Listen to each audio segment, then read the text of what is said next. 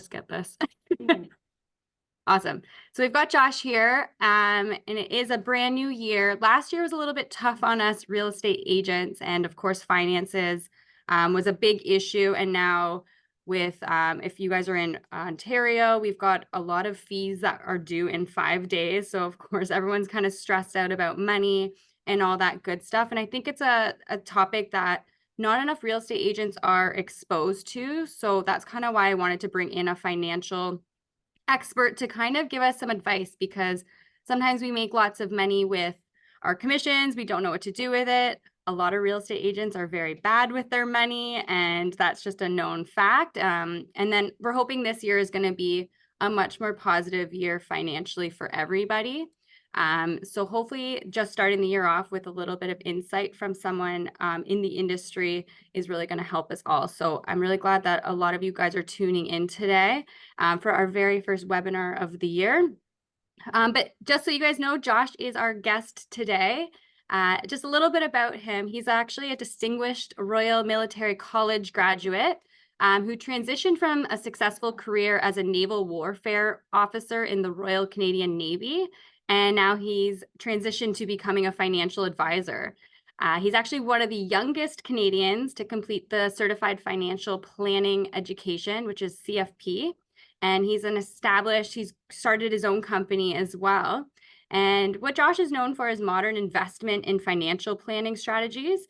And his firm boasts a remarkable track record of outperforming S&P 500 for over a decade, which is what less than 0.3% of financial advisors manage to do.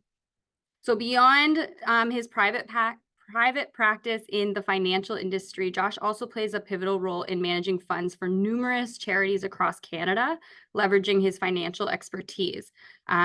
Josh actually oversees a group benefits and pension plan for over 1,000 employees in many different organizations. And it just kind of showcases his commitment to financial well-being on a much, much larger scale.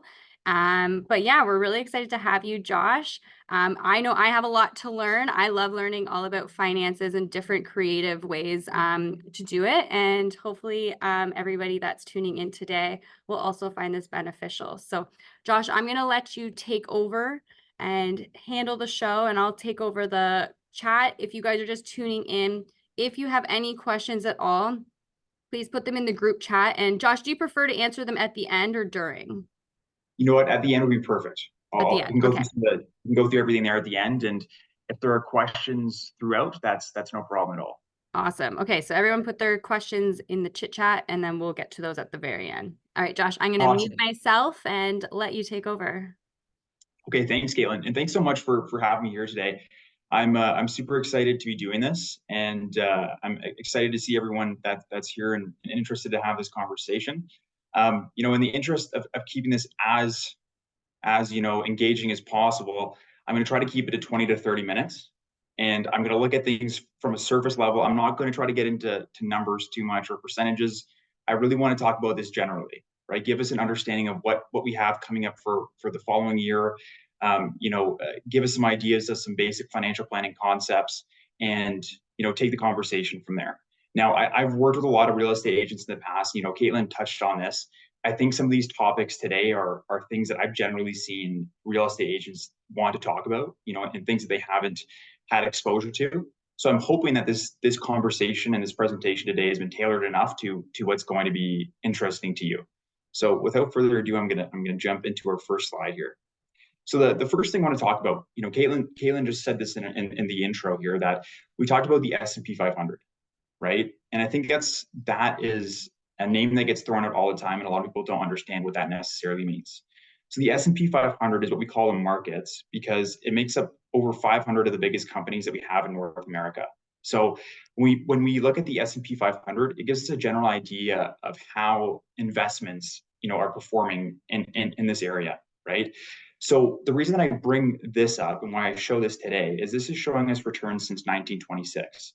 So since 1926, we've seen about 10.5% returns from the S&P 500 per year, right? So a lot of consistency that goes into this. Now, of course, these are very small numbers that we started off with, in 1926 to today. where they're much more significant.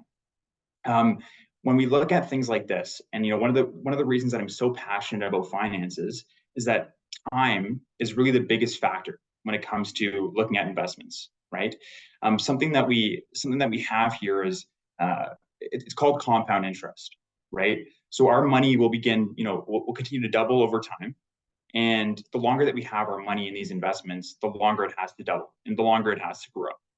And I know I said I wasn't going to get too much into math, but I will bother you all with one quick math thing to start with. And it's called the rule of 72. So let's say we have a 12% return. Every 6 years, our money is going to double. That's what the rule of 72 tells us. So we can take two multiples, an interest rate and then a number of years to get us to 72. And that gives us an idea of what the power of compound interest looks like. So let's take an example here, right? Let's say we have $100,000 that we have invested. Every 6 years, our money is doubling. So in 6 years, 100,000 is 200,000. 6 years after that is 400,000, so on and so forth, right? So that's why I say the significance of this really comes down to time. When we have more time, we have more time for that money to double. And of course, the effect of it becomes greater and greater, the longer that money is invested, right? Financial literacy in Canada in general is not something that's great. It's not something that is singular to real estate agents. It's something across the board. A lot of Canadians don't get deep into this, and it's not something that we often have access to in our education system, right? So, having these conversations, getting an understanding of these things at an earlier age, or even just in general, can be a very powerful thing, right? So I'm going to jump to the next slide here. Now, this is really specific to real estate agents. One thing that I always like to talk about, this is rule number one in the investment handbook, is diversifying your portfolio, right? The common saying is we don't want to have all of our eggs in one basket. And something that I commonly see is that, real estate agents know the real estate markets well, right? They want to keep their money in the real estate markets because that's what they know. And one thing that I always recommend is having diversification, right? We don't want to have all of our investments in one class, right? We want to have different things. So of course we know what real estate is. Let's talk a bit about registered investments. So in Canada, we have RSPs, we have TFSAs, we have the first home savings account. We have a number of registered investment accounts that are available to us today. So again, there's a lot of misunderstanding about how those investments actually work. An RSP, for example, is not an investment in of itself. The way I would think about an RSP is it's a basket, right? We can put investments in that basket, and the RSP gives us the structure to do it. So the advantage of an RSP, and we'll talk about this in more detail as we talk about taxes today, but an RSP for us is advantageous because we can put money into it and we get a tax return on that money. And effectively what it's doing is it's reducing our income for that year. So we're going to pay less taxes overall, right? And this is especially beneficial for agents because typically throughout the year, we're probably not paying much in terms of taxes or not setting a lot of money aside. So, come the new year, these next few months are often a little bit of a craze to get everything done as quickly as they can and sort things out for tax season. So RSPs are a great opportunity for us to have some sort of tax deferral. Now, another registered investment, and arguably the best one that we have available in Canada, is the tax-free savings account. So the tax-free savings account, we put money after we've been taxed on it. So it's going in there after taxes, but it's growing tax-free afterwards, right? So very similar to an RSP, it's just a basket. We can put investments into that basket, but all it is the account itself, right? And then now we've seen the first home savings account, which again is something that is interesting for agents to be talking to their clients about too, right? This account's become available to us and to new first home buyers, and it has the best of both worlds of an RSP and a TFSA, in that there are no taxes at all. So you're getting a tax return as you put the money in, and then the money is also coming out tax-free, right? So it's making the first down payment for a lot of our first-time home buyers a lot more accessible and easier to grow over time. Now, that's registered investments. That's typically the biggest thing that we talk about when we think about investing is what type of registered investments do we have available. But now non-registered investments are another big piece of this too, especially for those in the call today or that are considering incorporation down the road. non-registered investments can be made within a corporation, and there are a lot of advantages to that as well. And I'll get into that in more detail. But in general, once we don't have access to registered investments, because we do have limits there, non-registered is where we begin to look. Okay, so tax exposure. And I know, tax is a word that everybody likes to run away from, and unfortunately, there's really no way for us to avoid it entirely. But tax planning is one of the best things that we can do, right? So we talked about RSPs just now. RSPs, again, the advantages for us is that we can put money in there. It's going to reduce our taxes and our income for that year. And we can also plan with it. Let's say that, this year wasn't a great year for us, right? But we expect that next year is going to be a great year for us. We can contribute to our RSPs this year, for the previous tax year, and not actually apply the RSP deduction until we have a higher income year, right? So RSPs give us some flexibility. It's not static. We really have the opportunity to plan with it, depending on when we think we're gonna have a better year. We can also carry that backwards as well. So use that, keep that in your back pocket. If we're having a bad year in the real estate markets and our commissions are not looking what they're typically looking like, then it may be a consideration for us that we don't apply our RSP deduction this year. We look to apply it in future years or apply it against previous years. Now, here's another big topic, again, especially when it comes to real estate, and that's investing using leverage and then income producing assets. So when we think about purchasing multiple properties, one strategy that I hear all the time is the BRRRR strategy. We're buying properties, we're refinancing, we're reinvesting, right? And the reason that is so beneficial is because we're taking out loans that we're not going to owe any taxes on, right? So we're reducing our overall tax exposure by investing in something that's producing an income for us. Real estate, as we rent it out, we have somebody who's renting our place, paying us rent each month. That produces income for us, right? So we don't have to pay tax on the loan that we would take out, as we would on other money that we would be using in other cases, right? So for us, investing using leverage plus income producing assets, that's often a way that I see real estate agents and real estate investors in general using this to their advantage in order to manage their taxation levels. Now, this can be broader, right, than just real estate. This is also something that can be done in the investment markets. Now, we have to be very cautious, right, when we think about investing in the markets doing something like this. Of course, typically the markets are much more volatile than real estate, right? And when it comes to investing into the markets, the important piece here is that it still has to be an income producing asset. So we need something that produces an income for us, and an investment that's typically a dividend. So we want something that produces a dividend for us, and then we can write off the interest on our loans. We can write off the taxes that are associated with that there and reduce our income levels with that investment, but it has to be producing that dividend for us. Okay, so a little bit more of a complex topic there, but incorporation is one I think that's becoming a lot more prominent. I know that was introduced, I can't remember exactly how many years ago that was introduced, Katelyn, but I know that that's something that's becoming, real estate agents are able to do is incorporate, right? So using these corporate structures can be incredibly beneficial. So there are a lot of factors to consider here. Now, first, we have to consider you staying as a sole proprietor, claiming all of your taxes on your personal return each year. The benefit is that it's not going to cost you a lot to do your taxes each year. You're probably paying an accountant $500 to $1,000 a year, whereas with a corporation, we're probably going to pay $3,000 to $5,000 per year, right? So right away, we have an increase in cost that we're going to have to bear with incorporation. And that's not to mention that it's going to cost us some money to incorporate. There are going to be some other fees. So what we want to do is we have benefits. We have to look at both situations, right? So on the personal side, we're paying all the money that we're making each year, we have to pay taxes on. With a corporation, we're managing some of our taxation levels in that we're paying corporate taxes on that money, and then we can determine how much money we actually want to pay ourselves, right?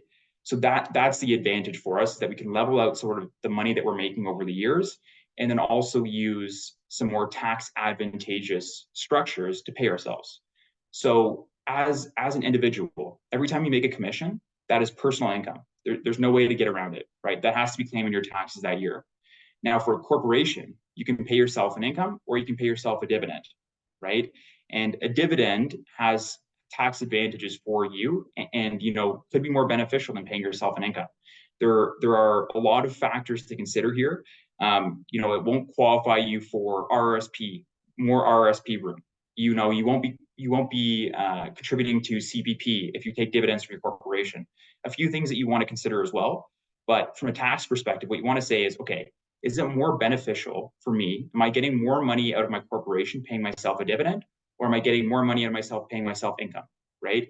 And where are the benefits? Where are the pros? Where are the cons for us here, right? And make the decision from that point. Every time that we're making these decisions as to whether or not we're going to incorporate, we really want to do is we want to look at costs. So does it make sense considering all the costs? Is the benefit for us of incorporation versus paying ourselves or having all the money come to us personally each year, is the benefit greater, right, for us to incorporate, even considering that we're going to have to pay an extra $5,000-$6,000 a year in accounting fees, right? So that's one of the big considerations for us. But this tool right here has a lot of opportunity for you. One of the things that we have too in Canada is the small business deduction. So the first $500,000 that we make in a corporation is going to be taxed at a very, very, very low tax rate, right? So that is the benefit. That is a huge benefit for us, right? And a lot of times, corporate tax rates are significantly lower than marginal tax rates at the same level. And so what I mean by that is, if you're making $200,000 personally versus making $200,000 in the corporation, it's more beneficial from a tax perspective in the corporation than it is personally, right? We're going to pay less tax overall. So that's why I say, we need to sort of work on some of the numbers here to see when that makes sense. So I'm going to jump to the next slide. So reducing taxes on our commissions. It's a big topic, a big thing that I think that always comes up. Now, another thing that I think is important is looking at financial planning, right? Because in a lot of careers like for real estate, there is volatility, right? And what we're going to be making each year. It's really dependent on what the markets look like. So for us, trying to manage what our income is going to look like over the years is an important thing. And, at the core of that is a financial plan. So some of the big questions that we get from that are, how much do I need to retire, right? Some people might shake their heads and say, this is 30, 40 years down the road for me. Why do I need to be concerned about this today? And, the important consideration for us is back to the first slide, right? Time is really our biggest factor. So the sooner that we begin thinking about these things, the better off we are long-term, right? And that's, one piece I can absolutely drive home today. It's that, right? Consider these things as early as possible, because that's where the greatest benefit is to you, right? And where you actually have to do, the least amount, contribute the least amount to get the most out of it, right? So when we're looking at retirement plans, one of the things that we want to do is we want to project what our retirement should look like, right? That's going to vary by person, and I'm not going to go into excruciating detail about that. But what we want to do is we want to say, okay, what is the lower level of what we would be willing to have in retirement, and then we start there. We say, okay, you know what, Josh, $50,000 per year. That's what we want to have in retirement, okay? And then we want to adjust that for inflation over the years, right? And say, okay, $50,000 is worth, let's say, $100,000 at retirement, and after we've considered inflation. So how do we actually get to that number?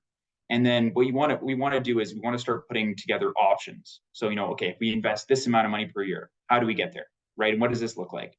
And get to our very, very base minimum. And then we also want to have scenarios where we say, okay, like in an ideal world, I'd love to go on, 4 or 5 vacations per year. This is what I'd like to do. And so what amount of money do I need in retirement to do that?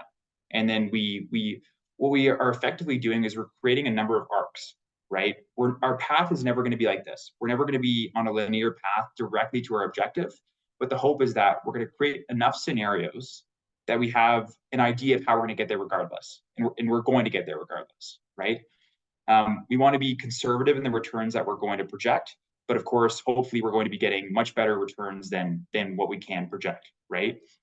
Now, another part, and a big part for many Canadians is talking about, buying a house or buying a bigger house. And how do we do that?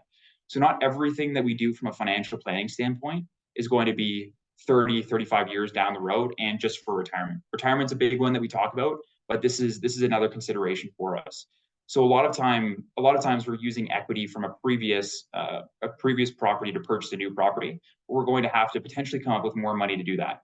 So if we have 5 to 10 years that we want to do that in, we start looking at how we can accomplish that over a 5 to 10 year period, right? And what's realistic within budgets and things like that. And this is especially for first time home buyers, a really important thing to do. One of the most difficult things, and I know I'm preaching to the choir because I'm sure everybody's experienced this, but this is a really difficult thing for first time home buyers, right? Coming up with that down payment.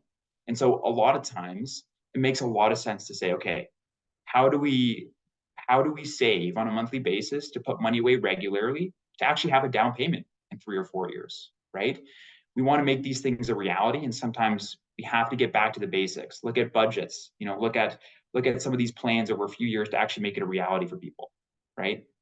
Now, another big question is how much to set aside for children's education, right? And now this is a volatile one, of course, because education for some reason seems to be always increasing significantly, but we can estimate what we expect this to be and put growth rates on this and continue to set aside money for our children to make sure that when they get there, the funds are available for our kids to pay for as many years education as we'd like.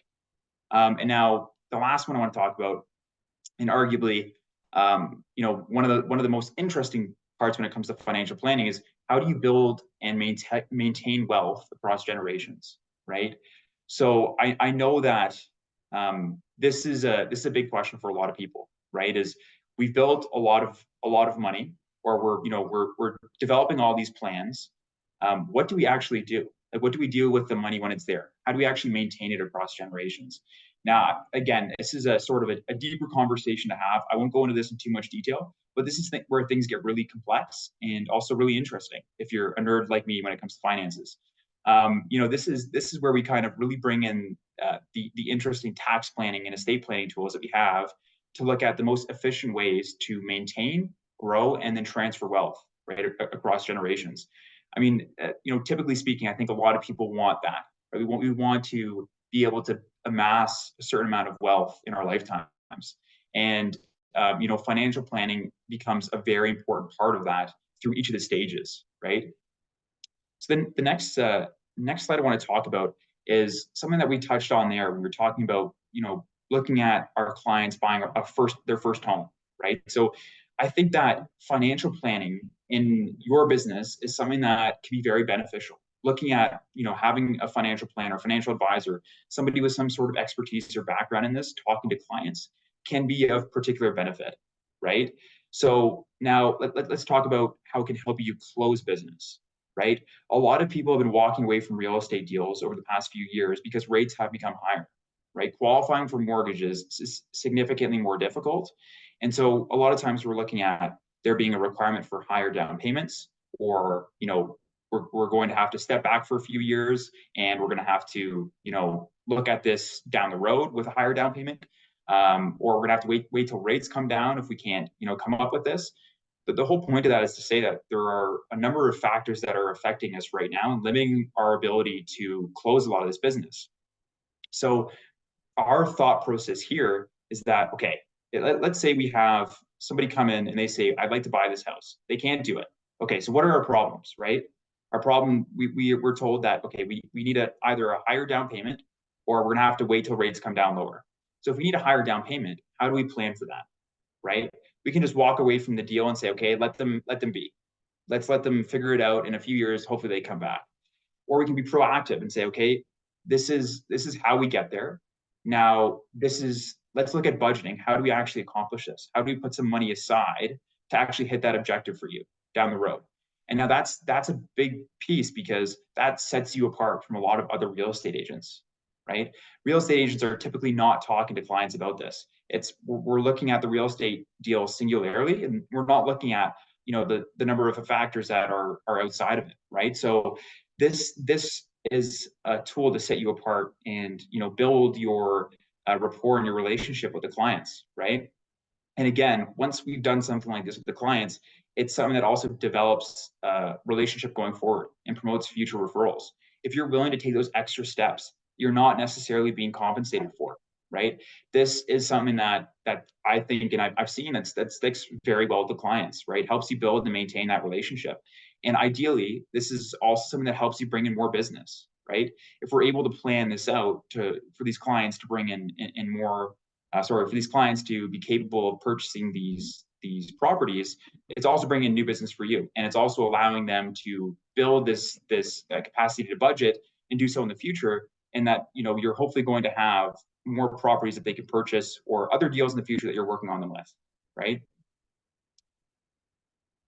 Now let's talk a bit more about investments, right? So this is a topic that was brought up in the introduction, and nowadays one thing that we're seeing that's very huge is passive versus active investments. So I'll jump into that quickly. So passive investments, they track something. Typically, it's something like the S&P 500, right? The S&P 500 is an index. It isn't actively managed, so nobody is making trades in the S&P 500. All it is it's tracking the 500, just over 500 biggest companies that are in North America, right?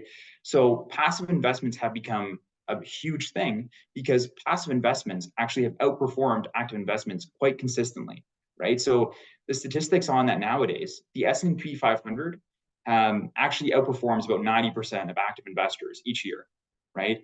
There's only 10% of active investors that are capable of outperforming the S&P 500 on an annual basis. But even what's more so concerning is that within that 10%, very few are able to do so consistently. It's about 3% within that 10% that are able to do so consistently. So we're seeing a huge shift for a lot of investors that just want to do things on their own. Index funds, ETFs. Doing well, thank you. How are you after your first session last week? Fun. Good. Glad to hear. Index funds and ETFs make a lot of sense, right? This is something that is what we want to consider. We don't want to be making active trades or trading in stocks and things like that on our own, right? The statistics are not in our favor to say that it makes sense for us to be doing that, right? So let's talk about active investments. When do they make sense? A lot of times, the only place where they're going to make sense is when we're looking at larger institutions or financial advisors, wealth managers, somebody who has a background in this, and this is what they're willing and capable of doing. Now, the important part is that, it's not common to see this being done, right? So if your objective is growth long term and you don't want to have to manage anything, passive investments, ETFs, index funds, that's the way to go, right? But if you're looking for outperformance of the markets or outperformance in general, then you look at active investors and look at their performance relative to passive investments that are available. That's one of the best ways to determine what their performance looks like. So now let's take a look at an example. So market outperformance. So we're looking for market outperformance. We can take a look at that over a 10-year period, right? So on the top here, I have the S&P 500, and the bottom is a portfolio that I use. So S&P 500 year to date, this is 2023, that was 24.74%, right? So this portfolio did 32.96%. So the returns that you see after that, 1 year, 3 year, 5 year, 10 year, are called annualized returns. So for 10 years, when it says 14.15%, that means over the last 10 years, the returns were 14.15% per year on average, right? So that's each year, not in total. And so the same thing applies with the 5 year, 3 year, 1 year, and so on. And what we're looking for here is we're looking for something that has greater returns consistently than the S&P 500, right? So this portfolio, as you can see, 32.96 last year. But what's important is the consistency to it, right? So 3 years, 5 years, 10 years, we're looking at outperformance.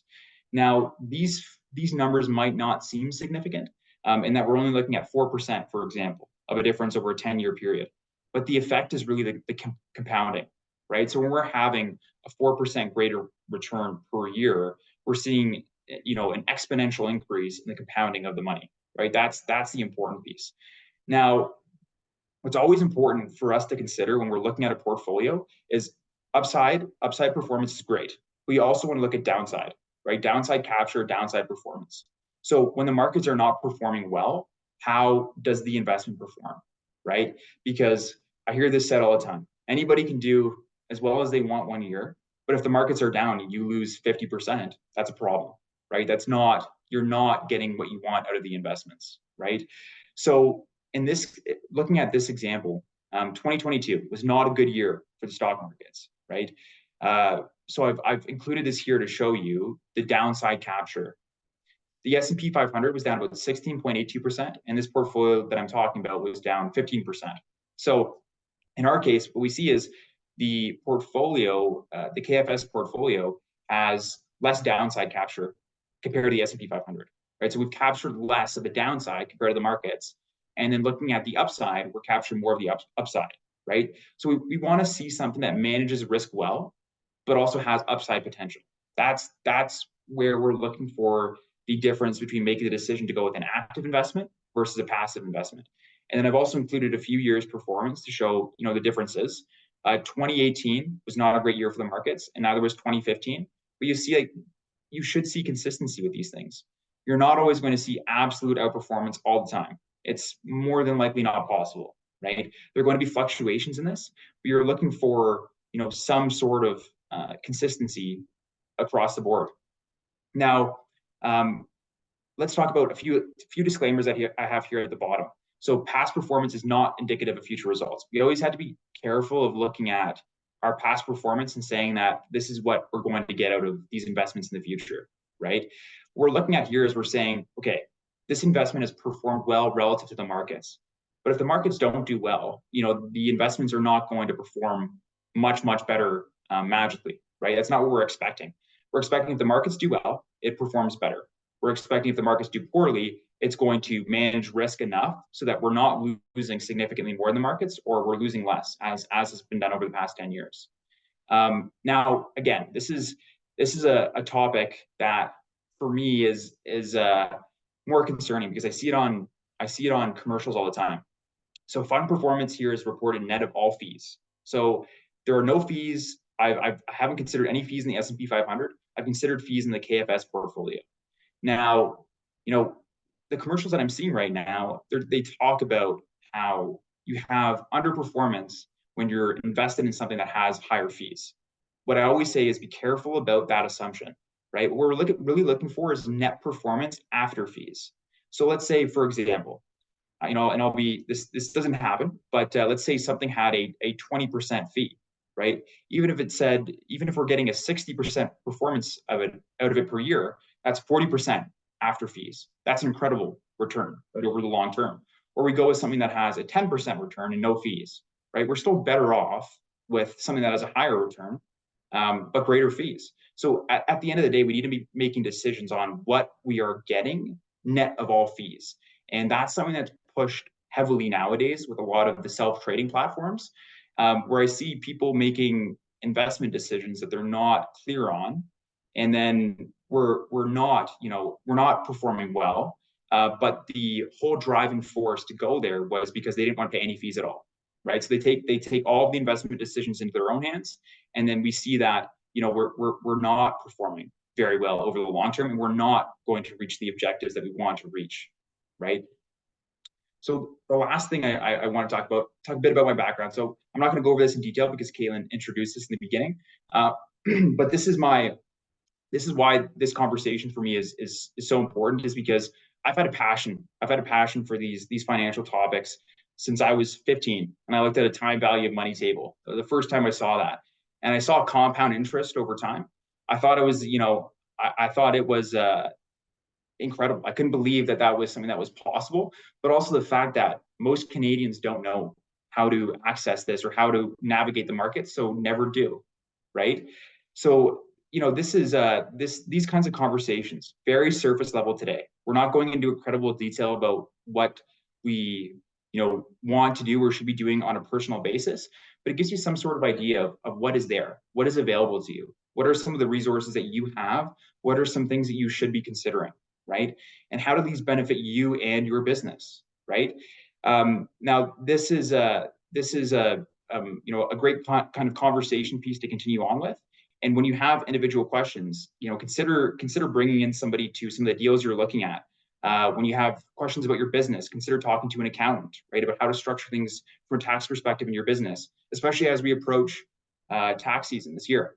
So with that, now I'm going to open up the floor to questions.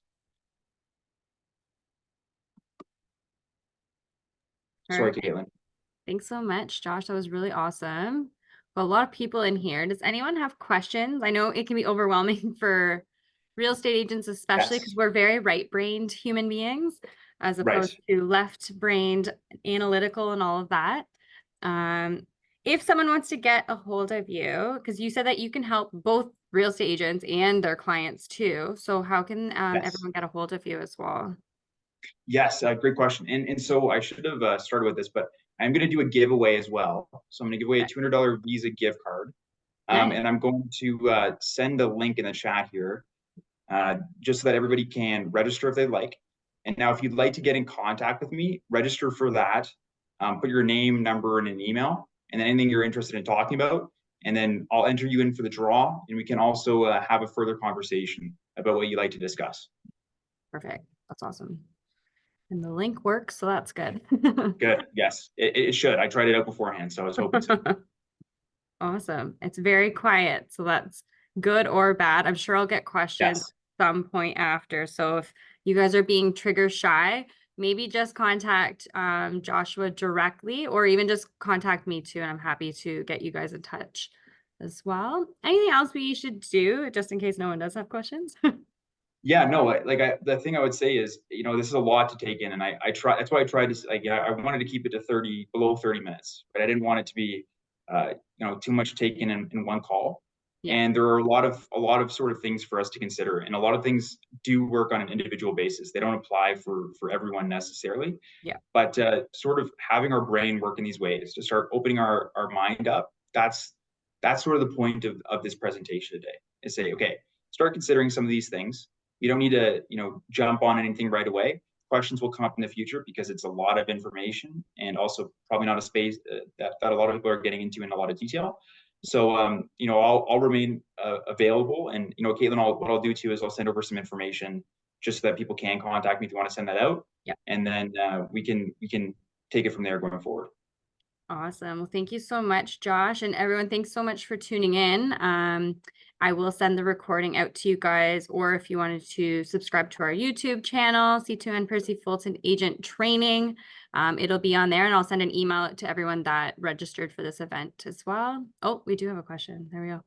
Existing rental properties converting to corporation. How do you handle capital gains? Is that a question for you, or? Yes. Okay. That's something we can talk about. So that's a tough one. So corporation, we're talking about a corporation that has real estate properties, or are you transferring property into a corporation? Yeah, I wonder if it's like personally owned properties, maybe converting to corporation. Okay. Yeah, because so here's one of the concerns for us, right? When we're looking at putting properties into a corporation, we have to be careful because there are passive investment rules in Canada. So anytime that our corporation begins taking more than 50% of passive investments, it becomes a passive corporation, and then all money in that corporation going forward is taxed the highest corporate tax rate, right? So it's not beneficial for us to do it in a lot of cases from a financial perspective, right? So obviously there's legal liability. There's other factors to consider here. So this is just one thing I would say, is that if you're considering putting a property into a corporation, make sure you've taken a look at what the difference in taxes you're going to pay are, right? Especially when you're considering that.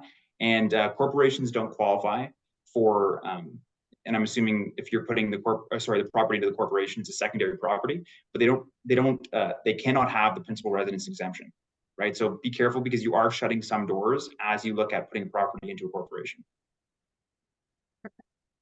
Yes, I'm Maurice. I'm located in Toronto, so I have offices in Toronto, Ajax, and Peterborough. Perfect. Yeah, most people in here. Do you work with anyone outside of Toronto? I do. Or outside of Ontario, I guess. Yes. So I do a lot of virtual work, and so I'm in Quebec. I'm bilingual, so I speak French and English. So I work in Quebec, Alberta, BC, and a few of the other provinces, like across Canada. So if there are questions that are specific to other provinces, I'm more than happy to engage in conversation there too. Perfect. Yeah, I know I've got some BC people, and I think I even had a Quebec person in here too. So that's okay. Yes. Yeah. Well, I was in the on the West Coast when I was in the Navy. So perfect. I Let's see. Do you look at investments in Asia region? yes, I mean it depends, right? It really depends on a client specific circumstance. Alberta, your choice on that.